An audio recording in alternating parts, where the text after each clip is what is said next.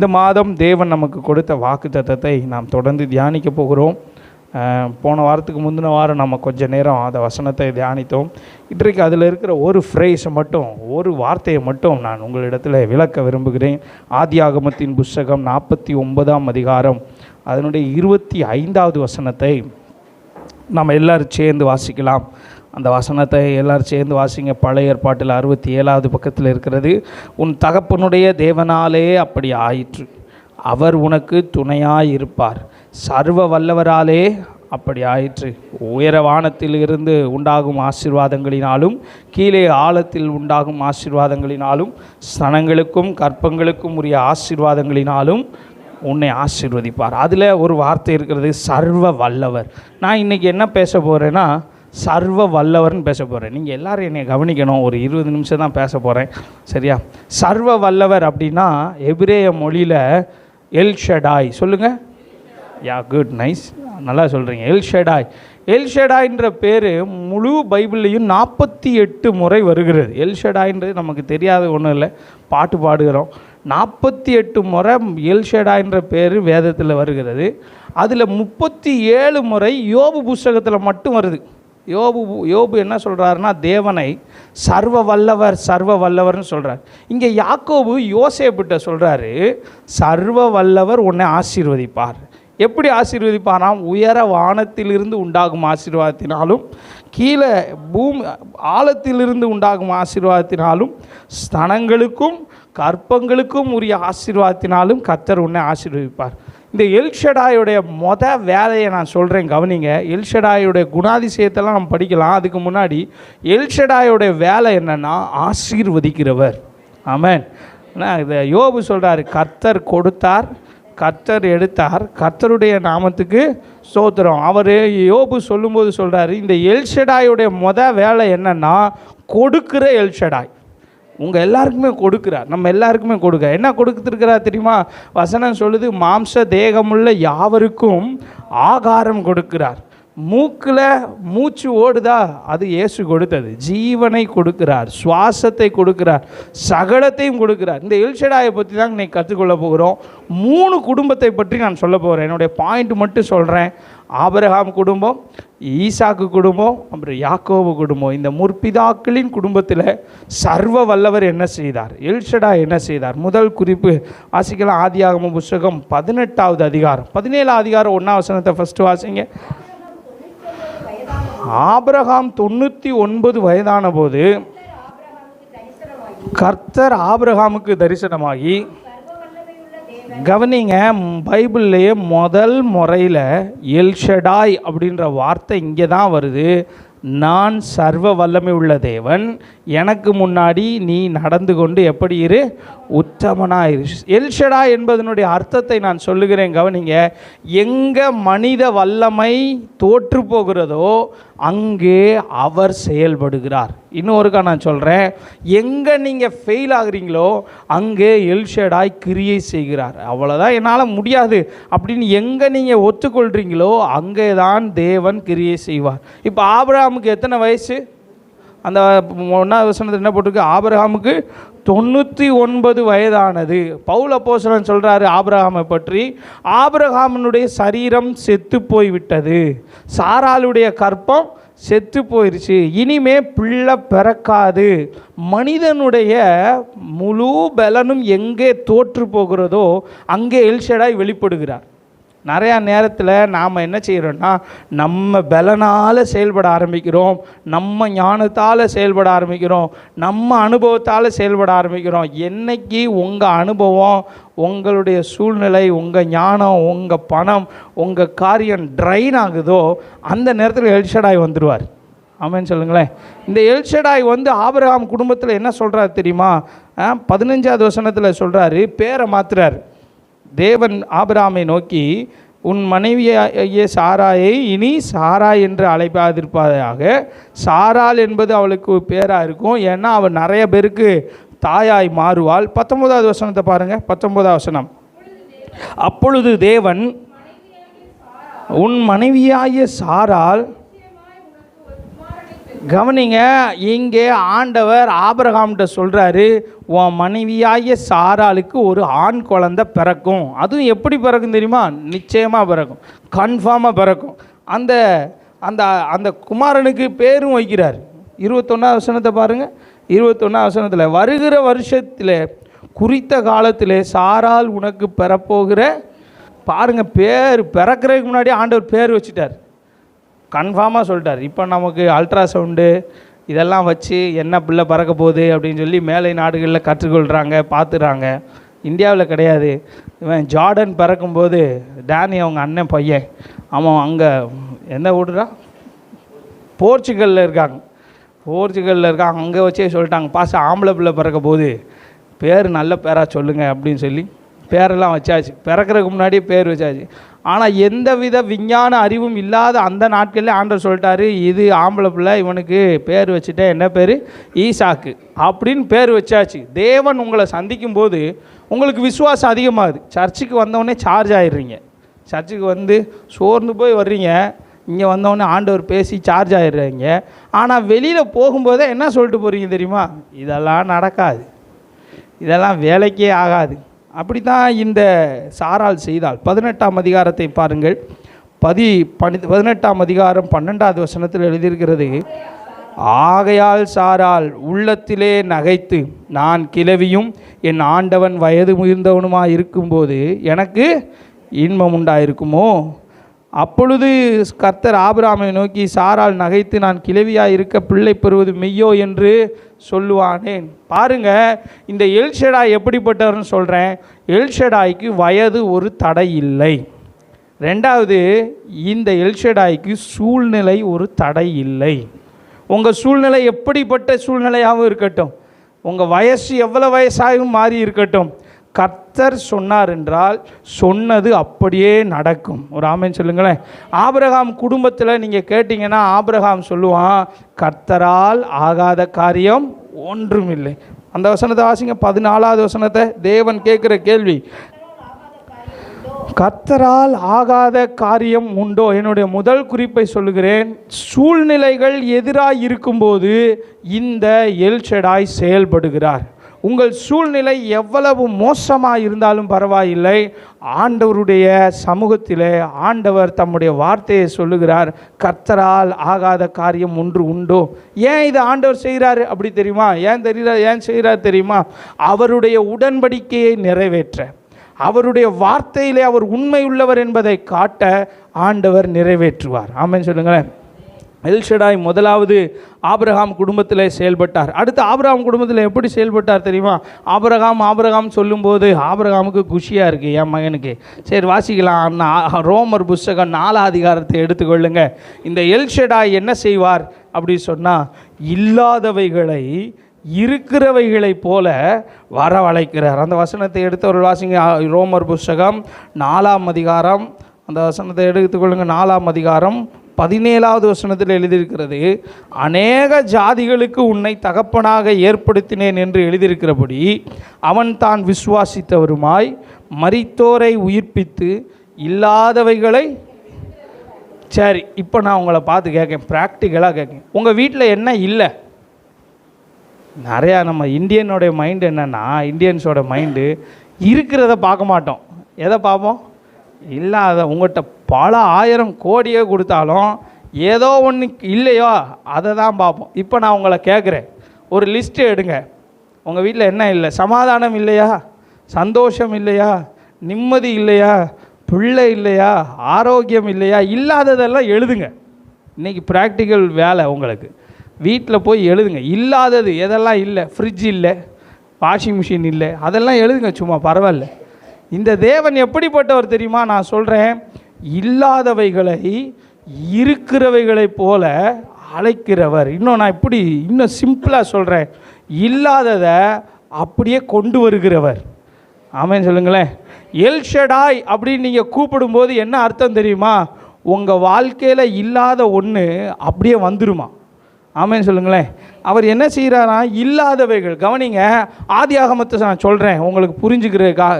ஆதியில் யாருமே இல்லை. ஆதி ஆகமம் 1வது அதிகாரம் 1வது வசனம் சொல்லுது, ஆதியிலே தேவன் வானத்தையும் பூமியையும். யோவான் 1:1 என்ன சொல்லுது? ஆதியிலே வார்த்தை இருந்தது, அந்த வார்த்தை தேவனிடத்தில் இருந்தது, அந்த வார்த்தை எப்படி இருந்தது?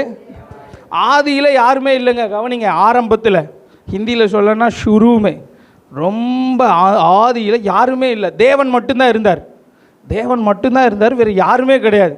இந்த தேவன் என்ன செய்தாரா? இல்லாதவைகளை வரவழைத்தார். இல்லாத பூமியை வர வச்சார், இல்லாத வானத்தை வர வைத்தார், இல்லாத வெளிச்சத்தை வர வைத்தார், இல்லாத ஜீவனை வர வைத்தார், இல்லாத மினரல்ஸை வர வைத்தார், இல்லாத எல்லாவற்றையும் வர வைத்தார். இந்த தேவன் எப்படிப்பட்டவர் தெரியுமா? ஒன்றுமே இல்லைனாலும் பரவாயில்ல, நீங்கள் வாயை திறந்து எல்ஷடாய் அப்படின்னு நீங்கள் கூப்பிட்டீங்கன்னா உங்கள் வாழ்க்கையில் இல்லாததை அவர் கொண்டு வருவார். ஆமேன்னு சொல்லுங்களேன். அதனால சங்கீதக்காரன் சொல்கிறான், எனக்கு கண்ணு படைத்தவரிடத்துலேருந்து ஒத்தாசை வரும் அப்படி சொல்லலை, எனக்கு கால் படைத்தவரிடத்துலேருந்து ஒத்தாசை வரும்னு சொல்லலை. வானத்தையும் பூமியையும் உண்டாக்கின கர்த்தரிடத்திலிருந்து எனக்கு என்ன வருமா? ஒத்தாசை வரும். அப்படின்னா என்னன்னா, வானத்தையும் பூமியும் கடவுள் படைக்கிறதுக்கு எந்த ஒரு மூலதனமும் தேவையில்லை. இப்போ கார்பெண்டர் இருக்கிறார், இவர்கிட்ட போய் எங்களுக்கு ஒரு நல்ல ஒரு டோர் செஞ்சு தாங்க அப்படின்னு சொன்னால் அவர் மேஜிக் பண்ணி டோர் வரட்டும் அப்படி சொல்லுவாரா? இல்லை. ஒரு பட்ஜெட் போடுவார், கடைக்கு போவார், மரம் வாங்குவார், அதை இழைப்பார். ஏன்னா மரம் இழைக்கிறதுக்கு மெஷின் தேவை, கரெக்டாக எல்லாமே தேவை, மூலதனம் அவருக்கு தேவை, சோர்ஸ் அவருக்கு தேவை. ஆனால் தேவனுக்கு எந்த சோர்ஸும் தேவை இல்லை. ஆபிரகாம் யார் மேலே விசுவாசம் வச்சா தெரியுமா? எந்த சோர்ஸும் இல்லைனாலும் என் தேவனால் எனக்கு எல்லாவற்றையும் செய்ய முடியும். இந்த தேவன் எப்படிப்பட்டவர் தெரியுமா? உங்களுடைய லிமிட்டேஷன் எப்போ குறையுதோ, உங்களுடைய பலன் எப்போ குறையுதோ அப்போது செயல்படுவார். ரெண்டாவது, இல்லாத காரியத்தை இருக்கிறவைகளை போல கொண்டு வருவார். இன்றைக்கி என்ன இல்லை? மைண்டில் ஏதாச்சும் ஓடுதா உங்களுக்கு? அரிசி இல்லை, பருப்பு இல்லை, ஏன்னா சுகம் இல்லை, அது இல்லை, இது இல்லை. வீட்டுக்கு போனால் சில வீட்டில் இல்லை இல்லை இல்லை தான் வரும்.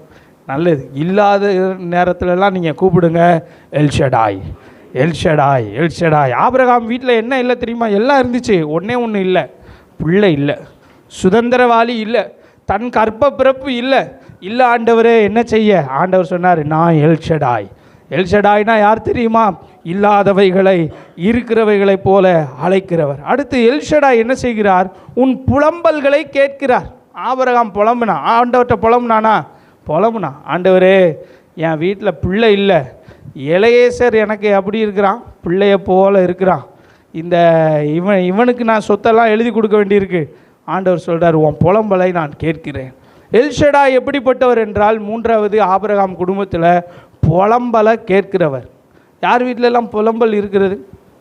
நம்ம பைபிளில் எத்தனை புஸ்தகம் இருக்குது சொல்லுங்கள்? எத்தனை புஸ்தகம் இருக்குது? 58 66? சிலர் பைபிளில் ஒரு புஸ்தகம் தான் இருக்குது. புலம்பல் புலம்பல் புலம்பல் புலம்பல் புலம்பல், காலையிலேருந்து நைட்டு வரைக்கும் புலம்பல். இந்த எல்ஷடாய் எப்படிப்பட்டவர் என்றால் புலம்பலை கேட்கிறவர். யோபு ஒரு இடத்துல புலம்பினான், ஐயோ அவரை நான் எங்கே கண்டுபிடிப்பேன்? அவரை நான் பிடிச்சேன்னு வச்சுக்கோங்களேன், என் வழக்கையெல்லாம் அவருக்கு முன்னாடி வைப்பேன், என்னுடைய கேள்விகளெல்லாம் அவருக்கு உங்களுக்கு முன்னாடி வைப்பேன். இப்போ நான் உங்களை பார்த்து கேட்குறேன், தேவன் திடீர்னு உங்கள் முன்னாடி தோன்றி உனக்கு என்னப்பா சந்தேகம் அப்படின்னு கேட்டால் நீங்கள் என்ன கேட்பீங்க? இயேசுகிட்ட. இயேசு இன்றைக்கி வர்றாரு உங்கள் பக்கத்தில், உங்கள் கூட இருக்கார், அது வேறு விஷயம். உங்களோடே இருக்கிறார், உங்களை விட்டு விலகவில்லை, உங்களை கைவிடவில்லை. ஆனால் இப்போ இயேசு உங்கள் முன்னாடி வந்தால் நீங்கள் என்ன கேட்பீங்க? ஆனால் யோபு கேட்குறான், ஆண்டவரே எனக்கு இதெல்லாம் டவுட்டு, நான் உத்தமனாய் வாழ்ந்தேன், சன்மார்க்கனாய் வாழ்ந்தேன், நீதிமானாய் வாழ்ந்தேன், ஆனால் என் வாழ்க்கையில் ஏன் பாடு, என் வாழ்க்கையில் ஏன் பிரச்சனை, என் வாழ்க்கையில் ஏன் கண்ணீர்? ஆண்டவர்கிட்ட கேட்குறான். இந்த எல்ஷடாய் எப்படிப்பட்டவர் தெரியுமா? உன் புலம்பலை கேட்கிறவர். ஒரு ஆமென் சொல்லுங்களேன். நம்முடைய புலம்பலெல்லாம் கேட்கிறார். அவன் சொல்கிறான், இவர் கடைசி நாளில் மண்ணின் மேல் வந்து நிற்பார் என்பதை என் கண்கள் என்ன செய்யும்? காணும். ஆபிரகாம் குடும்பத்தில் இந்த சர்வ வல்லமை உள்ளவர் வெளிப்பட்டார். ரெண்டாவது ஒரு குடும்பத்தை சொல்ல விரும்புகிறேன், ஈசாக்கினுடைய குடும்பம். வாசிங்க, ஆதியாகம புஸ்தகம் 28ஆம் அதிகாரம் 3வது வசனத்தை பாருங்கள். வாசிங்க, வேகமாக வாசிங்க. ஆதியாகமம் 28:3. சர்வ வல்லமை உள்ள தேவன் உன்னை ஆசீர்வதித்து நீ பல ஜன கூட்டமாகும்படி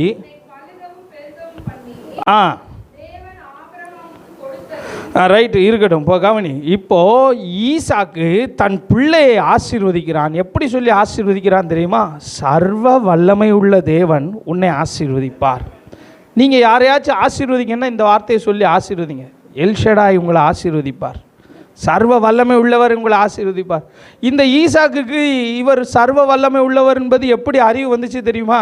அவங்க அப்பா சொல்லி வரல, இவனே பார்த்தான். 26ஆம் அதிகாரத்தில் எழுதியிருக்கிறது, வாசிங்க 1வது வசனத்தில் எழுதியிருக்கிறது, ஆபிரகாமின் நாட்களில் உண்டான பஞ்சத்தை அல்லாமல் பின்னும் ஒரு பஞ்சம் எங்கே உண்டாயிற்று?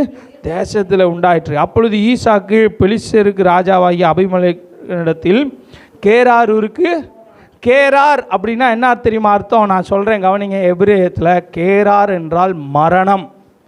அங்கே போனால் செத்துருவோம். ஆபிரகாமுடைய பையன் ஈசாக்கு இப்போ எங்கே இருக்கிறார்? கேராரில் இருக்கிறார்.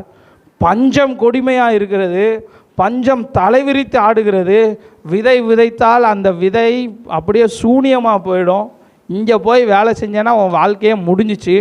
ஆனால் ஆண்டவர் அவனை அங்கே தான் வச்சுருந்தார். எல்லோரும் எகிப்துக்கு போனாங்க. எகிப்தில் என்ன இருக்குது தெரியுமா? நைல் நதி இருக்குது. எந்நேரமும் வற்றாத ஜீவ தண்ணீர் நைல் நதி இருக்கிறது. நைல் நதி இருக்கிறது. அதனால் எல்லோரும் எகிப்துக்கு போனார்கள். நாங்கள் பஞ்சாபில் பார்த்துருக்குறோம் சிந்து நதி, வற்றாத நதி. நாங்கள் ஹிமாலயாஸில் ட்ராவல் பண்ணும்போது பைக்கில் போகும்போது மேலே இருந்து பார்த்தோம். ஹிமாச்சல் பிரதேஷில் சரியான தண்ணி, பயங்கர தண்ணி, சூப்பர் தண்ணி. வற்றாத தண்ணி நம்ம இந்தியாவிலையும் இருக்குது. ஆனால் பாருங்கள், இங்கே இவன் நினச்சா எங்கே போயிருக்கலாம்? எகிப்துக்கு போயிருக்கலாம். ஆண்டவர் சொல்லிட்டார், நீ இங்கே இரு, நான் உன்னை ஆசீர்வதிப்பேன். அந்த தேசத்திலே விதை விதைத்தான். 12வது வசனத்தை பாருங்கள். அந்த தேசத்திலே விதை விதைத்தான், கர்த்தர் அவனை ஆசீர்வதித்ததினால் அந்த வருஷத்தில் 100 மடங்கு பலன் அடைந்தான். கவனிங்க, இந்த இடத்துல கர்த்தர் என்று போட்டிருக்கிறது. ஆனால் ஒரிஜினலில் சர்வ வல்லமை உள்ளவர். எல்ஷடாய். எல்ஷடாய் யார் தெரியுமா? பலன் கொடுக்கிறவர். ஈசாக்கே, உனக்கு பலன் வரலன்னு கவலைப்படுறியா? நீ கர்த்தர் சொன்னதை மட்டும் செய். எல்ஷடாய் சொன்னதை மட்டும் செய். அவன் விதை விதைக்கும் போது எப்படி விதை விதைச்சிருப்பான்? நீங்கள் கொஞ்சம் சிந்திச்சு பாருங்கள். எல்லாரும் விவசாயத்தை விட்டு ஊரை விட்டு போகிறாங்க. சபரி கொஞ்சம் யோசி. எல்லாரும் ட்ராவல்ஸை விட்டு போகிறாங்க. இவன் மட்டும் ட்ராவல்ஸ் ஓட்டுறான். ட்ராவல்ஸு என்ன ஊர் எல்லார் வீட்லேயும் வண்டி வாங்கிட்டாங்க. இப்போ யாரும் ட்ராவல்ஸுக்கு வர்றது கிடையாது.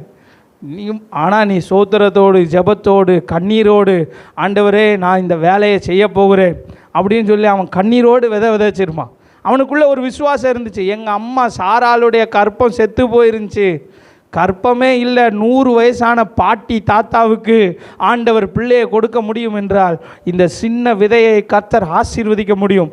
விசுவாசத்தோடு கண்ணீரோடு விதைத்திருப்பான். விதைக்கும் போது எல்லோரும் என்ன சொல்லியிருப்பாங்க? கிண்டல் அடிச்சிருப்பாங்க. என்ன உனக்கு மண்டை கிண்ட கலண்டுருச்சா? என்ன ஆச்சுப்பா நீ இந்த பிஸ்னஸை போய் பண்ணுறியே? எல்லார் வீட்டையும் பாரு கொஞ்சம் சுற்றி. எனக்கு தெரிஞ்ச ஒருத்தர் இருக்கிறான் வட இந்தியாவில். நான் அவனுக்கு பாஸ்டராக வேறு இருந்தேன். சில லூஸுக்கெல்லாம் பாஸ்டராக இருக்க வேண்டியிருக்கு. என்ன அவன்கிட்ட நான் வேலை பாருடா அப்படின்னா, இந்த வேலை பார்த்தா என்ன தாழ்ந்த ஜாதின்னு நினைப்பாங்க. சரி வேறு வேலை பாடுறா, ஒவ்வொன்றா ஐடியா கொடுப்பேன். டீ கடை வைடா, எதையாச்சும் ஒன்று பண்ணுறா. ஒரு வேலையும் செய்ய மாட்டான். ஆனால் என்ன வாய் மட்டும் நல்லா பேசுவார். அவருக்கு தெரியாது எதுவுமே கிடையாது. நீங்கள் ஏரோப்ளைன் வரைக்கும் கேட்டால் கூட சொல்லிடுவார். அதில் அந்த பார்ட் இருக்குது, இந்த பார்ட் இருக்குது, மண்டை இருக்குது, ஆனால் வேலை இல்லை. இங்கேயும் ஒரு ஆள் அப்படி இருக்குது. சரியா? நம்ம என்ன செய்யணும்? விசுவாசத்தோடு அவன் விதைத்தான். விதையை கர்த்தர் ஆசீர்வதித்து என்ன செய்தாராம்? 100 மடங்கு பலனை கொடுத்தார். இந்த எல்ஷடாய் என்ன செய்கிறவர்? பலன் கொடுக்கிறவர். ஒரு ஆமென் சொல்லுங்களேன். நம்முடைய எல்ஷடாய் பலன் ஈசாக்குக்கு பலன் கொடுத்தார். ஈசாக்கு அதே வார்த்தையை யாக்கோபுக்கு சொல்லி ஆசீர்வதிக்கிறார். இன்னும் ஒரே ஒரு வார்த்தையை மட்டும் சொல்லி நான் முடிக்க விரும்புகிறேன். பலன் கொடுக்கிறவர் இங்கே இருக்கிறார். அடுத்து 35ஆம் அதிகாரம் ஆதியாகமத்தின் புஸ்தகம் 35:11 அந்த வசனத்தை வாசிங்க. 35ஆம் அதிகாரம் ஆதியாகமம். பின்னும் தேவன், நான் சர்வ வல்லமை உள்ள தேவன், நீ பழுகி பெருகுவாயாக. ஒரு ஜாதியும் பற்பல ஜாதிகளின் கூட்டங்களும் உன்னிலிருந்து உண்டாகும், ராஜாக்களும் உன் சந்ததியில் பிறப்பார்கள். சரி, எல்ஷடாய்னா என்ன அர்த்தம்? நான் முதையே சொன்னேன். எல்ஷடாய் என்றால் இல்லாதவைகளை வரவழைக்கிறவர்.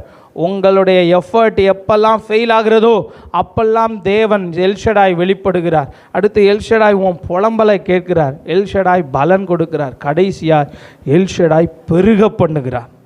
என்ன செய்கிறார் சொல்லுங்க? பழுகி பெருக பண்ணு. ஆனால் அதுக்கு டைம் எடுக்கும். It takes some time. சில நாட்கள் ஆகும், ஆனால் பழுகி பெருகுவோம். ஒரு ஆமென் சொல்லுங்களேன். பயப்படாதே சிறுமந்தையே, கர்த்தர் உன்னிடத்துல ராஜ்யத்தை கொடுப்பார். இந்த யாக்கோபை பார்த்து சொல்கிறார் ஆண்டவர், நான் எல்ஷடாய், நான் சர்வ வல்லமை உள்ள தேவன். அந்த 11ஆம் வசனத்தை பாருங்களேன், அருமையாக ஆரம்பிக்கிறது. பின்னும் தேவன். இதுக்கு முன்னாடி ஆண்டவர் அப்பனா பேசியிருக்கிறார். ஏன்னா எப்போ அப்பா வீட்டிலேருந்து அவன் போகும்போது வனாந்தரத்தில் யாருமே இல்லைன்னு சொல்லி ஒரு கல்லை எடுத்து வச்சு படுக்கும்போது அப்பா பேசியிருக்கிறார், நான் சர்வ வல்லமை உள்ள தேவன். மேலேருந்து ஏற்கனவே பேசினார், ஏனியின் மேலே இருந்து நீ படுத்திருக்கிற இந்த பூமியை நான் உனக்கு சொந்தமாய் தருவேன். திரும்பவும் ஒருக்கா சொல்கிறாரு, பின்னும் சொல்கிறாரு, நான் சர்வ வல்லமை உள்ள தேவன், நீ பெருகுவாயாக. இந்த சர்வ வல்லமை உள்ள தேவன் என்ன செய்கிறார்?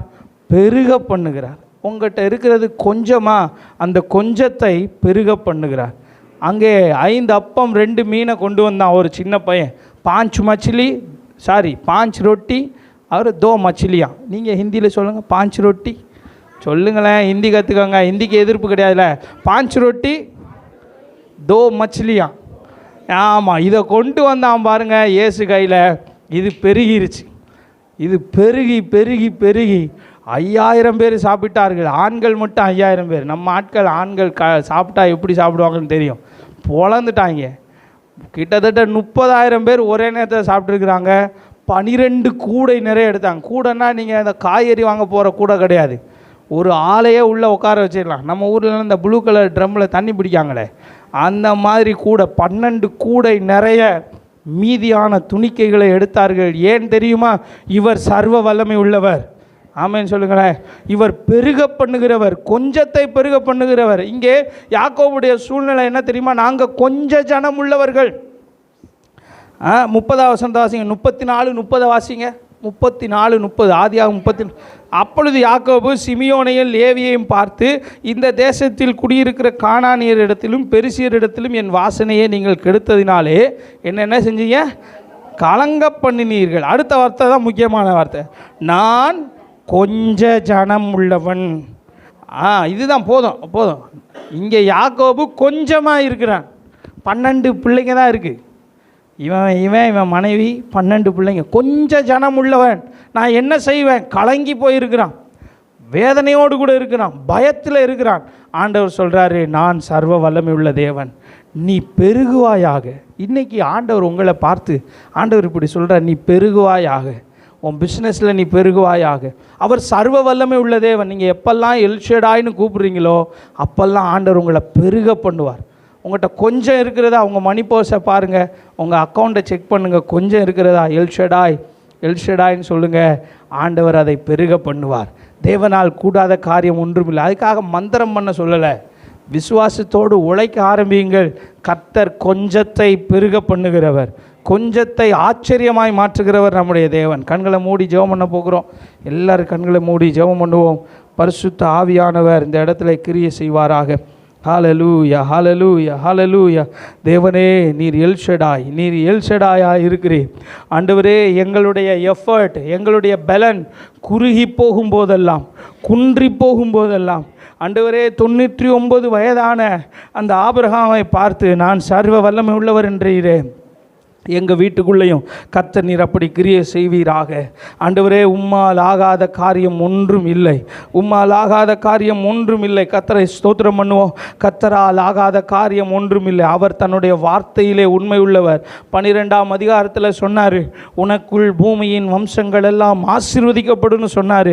அந்த நேரம் நிறைவேறும் போது ஆண்டவர் அவனை ஆசீர்வதித்தார். இந்த எல்ஷடாய் இல்லாதவைகளை வரவழைக்கிறார். உங்கள் வீட்டுக்குள்ளே எது இல்லையோ அவைகளை வரவழைக்கிற தேவனாய் இருக்கிறார். பரிசுத்த ஆவியானவரே, உம்மை நன்றியோடு ஸ்தோத்திரிக்கிறோம்.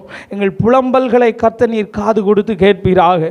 ஆண்டவரே, இந்த எல்ஷடாய் எங்கள் புலம்பலை நீர் கேட்கிறவர். ஹல்லேலூயா. எல்ஷடாய் பெருக பண்ணுகிறவர். ஈசாக்கே, உன்னுடைய விதையை பெருக பண்ணுகிறார். உன்னுடைய பிரயாசங்களை பெருக பண்ணுகிறார். உன்னுடைய சூழ்நிலைகளில் இருக்கிற ஆசீர்வாத குறைவுகளை மாற்றி அவன் மென்மேலும் விருத்தி அடையத்தக்கதாய் பெருக பண்ணுகிறவராக இருக்கிறார். கடைசியாக இந்த எல்ஷடாய் கொஞ்ச ஜனத்தை பெருக பண்ணுகிறார், பழுக பண்ணுகிறார், ஆசீர்வதிக்கிறார். சர்வ வல்லமை உள்ள தேவனே, நாங்கள் எப்பொழுதெல்லாம் சோர்ந்து போகிறோமோ இந்த வார்த்தைகள் எங்களுக்கு நினைவுக்கு வருவதாக. எல்ஷடாய் எங்களை ஆசீர்வதிப்பீராக என்று சொல்லி ஜெபிக்கிறேன். இந்த கால வேளையில் ஆராதனையில் வந்து கலந்து கொண்ட தேவ பிள்ளைகளை நீர் நடத்தும். இயேசு கிறிஸ்துவின் நாமத்தில் ஜெபிக்கிறோம் நல்ல பிதாவே, ஆமென். என் ஆத்துமாவே கர்த்தரை ஸ்தோத்திரி, என் முழு உள்ளமே பரிசுத்த நாமத்தை ஸ்தோத்திரி. என் ஆத்துமாவே கர்த்தரை ஸ்தோத்திரி, கர்த்தர் செய்த சகல உபகாரங்களையும் மறவாதே, ஆமென். Praise the Lord. ஆண்டவர் உங்களை ஆசீர்வதிப்பாராக.